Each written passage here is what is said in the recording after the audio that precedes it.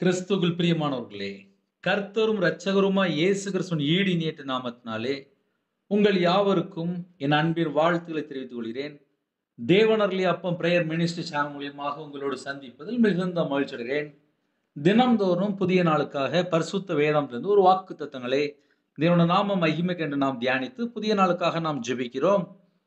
இந்த நாளிலும் தேவன் நமக்கு தருகிற வார்த்தை யாத்திராகமம் 20ஆம் அதிகாரம் 24ஆம் வசனம் பின்பாகத்திலே, நான் என் நாமத்தை பிரஸ்தாபப்படுத்தும் எந்த ஸ்தானத்திலும் உன்னிடத்தில் வந்து உன்னை ஆசீர்வதிப்பேன். ஹல்லேலூயா.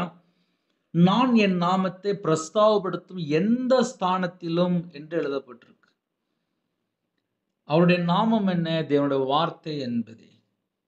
அவருடைய நாமத்தை யாரெல்லாம் தியானிக்கிறார்களோ, அவருடைய நாமத்தை யாரெல்லாம் பிரஸ்தாபப்படுத்துகிறார்களோ, அறிவிக்கிறார்களோ, அந்த இடத்திலே கர்த்தர் வந்து ஆசீர்வதிக்கிறார். ஸ்தோத்திர பலியிடுகிறவன் என்னை மகிமைப்படுத்துகிறான் என்று எழுதப்பட்டிருக்கு. யாரெல்லாம் ஸ்தோத்திர பலி செலுத்துகிறார்களோ அந்த இடத்துல இறங்கி வந்து கர்த்தர் ஆசீர்வதிக்கிறார். எந்த ஸ்தானத்திலும் உன்னிடத்தில் வந்து என்று எழுதப்பட்டிருக்கு. இஸ்ரவேலின் துதிகளுக்குள் வாசமாயிருக்கிற தேவரீரே பரிசுத்தர் என்று எழுதப்பட்டிருக்கு. இஸ்ரவேலின் துதிகளுக்குள் வாசமாயிருக்கிற தேவரீர் பரிசுத்தர். எப்போ இறங்கி வாராரு அப்படின்னு சொல்லி பார்க்கும்போது, அவருடைய நாமத்தை துதிக்கும் போது அந்த இடத்திலே இறங்கி வருகிறார். இஸ்ரவேலின் துதிகளுக்குள் வாசமாயிருக்கிற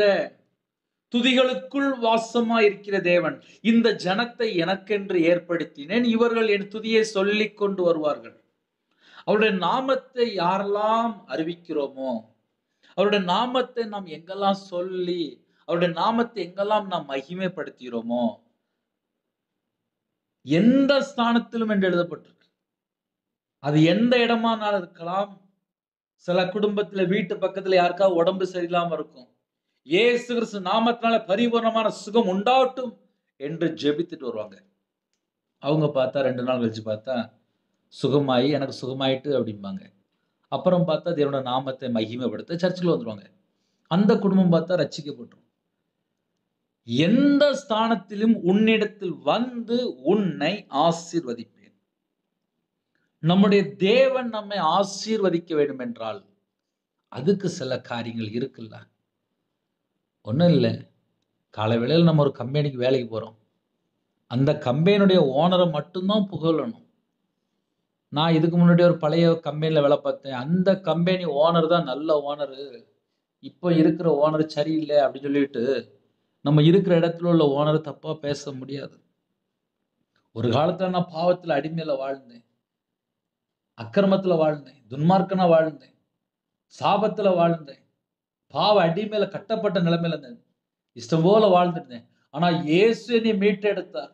இயேசு என்னை மறுபடியுமாக தம்முடைய சொந்த ரத்தத்தினால் கழுவி என்னை மீட்டு எடுத்தார். இப்ப நான் அவருடைய பிள்ளைப்பா. இப்ப நான் இனிமேல் அவருக்காக மட்டும்தான் வாழ்வேன். என் வாழ்க்கையில பழசு எல்லாம் முடிஞ்சிட்டு அவர் ரத்தத்தினால் நான் கழுவப்பட்டேன் அப்படின்னு சொல்லி அவரோட நாமத்தை நாம் உயர்த்தும் போது, எனக்காக அவர் ஜீவ பலியானார். ஏன் பாவம், ஏன் அக்கிரமம், ஏன் தலைமுறை சாபத்துக்காக அவர் ஜீவ பலியாயிட்டார். அவர் எனக்காக கிருபதர பலியாக இந்த பூமியில் இறங்கி வந்தார். உலகத்தின் பாவத்தை சுமந்து தீர்க்கிற தேவ ஆட்டுக்குட்டியா வெளிவந்தார். சர்வ லோகத்தின் பாவங்களையும் சுமந்து தீர்க்கிற தேவ ஆட்டுக்குட்டியா வெளிப்பட்டார். அப்படின்னு சொல்லி அவரோட நாமத்தை நாம் உயர்த்தும் போது எந்த ஸ்தானத்திலும் உன்னிடத்தில் வந்து உன்னை ஆசீர்வதிப்பேன். ஹல்லேலூயா. நிறைய குடும்பத்துல இணைந்து இருக்கிறீங்க. ஸ்தோத்திர பலியிடுகிறவன் என்னை மகிமைப்படுத்துகிறான். ஸ்தோத்திர பலி செலுத்துங்க. ஏன்னா நிறைய குடும்பத்துல இணைந்து இருக்கிறீங்கல்ல. இஸ்ரவேலின் துதிகளுக்குள் வாசமாயிருக்கிற தேவரீர் பரிசுத்தர். பரிசுத்தமுள்ள தேவன் இறங்கி வரும்போது நம்ம குடும்பத்தை ஆசீர்வதிப்பார்ல. அவருடைய சமூகத்தில் அர்ப்பணிப்போமா? கண்களை மூடி நாம் ஜெபம் செய்வோம். அன்பின் கர்த்தாவே, உம்மை நன்றியோடு துதிக்கிறோம், ஸ்தோத்திரப்பா. பரிசுத்தமுள்ள தேவனை ஆவியோடும் உண்மையோடும் பரிசுத்தத்தோடும் ஆராதிக்க அப்பா எங்களை தெரிந்து கொண்டீங்க. எங்களை மீட்டெடுக்க தம்முடைய சொந்த குமாரனை எங்களுக்காக தந்தீங்கப்பா. எங்களுடைய பாவம், எங்களுடைய அக்கிரமம், எங்களுடைய தலைமுறை சாபம், எங்களுடைய மீறுதல், எங்களுடைய துக்கம், எங்களுடைய பலவீனம், எங்களுடைய நோய், தலைமுறை சாபம் எல்லாவற்றையும் சிலுவையில் சுமந்தீங்கப்பா. எங்களுக்காக இந்த பூமியில இறங்கினீங்கப்பா. என்னுடைய பாவத்துக்காக மரித்து வேத வாக்கின்படி 3ஆம் நாள் உயிரோடு இருந்த இயேசு கிறிஸ்து ராஜாவை ஆராதிக்கிறோம்.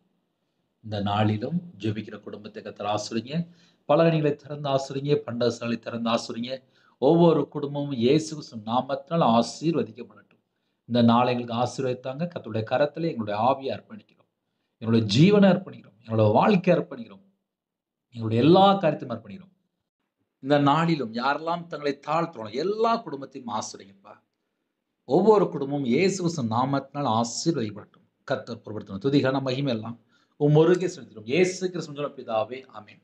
தேவனுக்கே மகிமை உண்டாவதாக. கர்த்தர் தாமே உங்களையும் உங்கள் குடும்பத்தையும் சகல காரியத்தையும் சம்பூர்ணமாக திருப்தியாக கர்த்தர் கொடுத்து ஆசீர்வதிப்பாராக. ஆமென். God bless you. Thanks for watching. Please subscribe our channel. Click the like and share.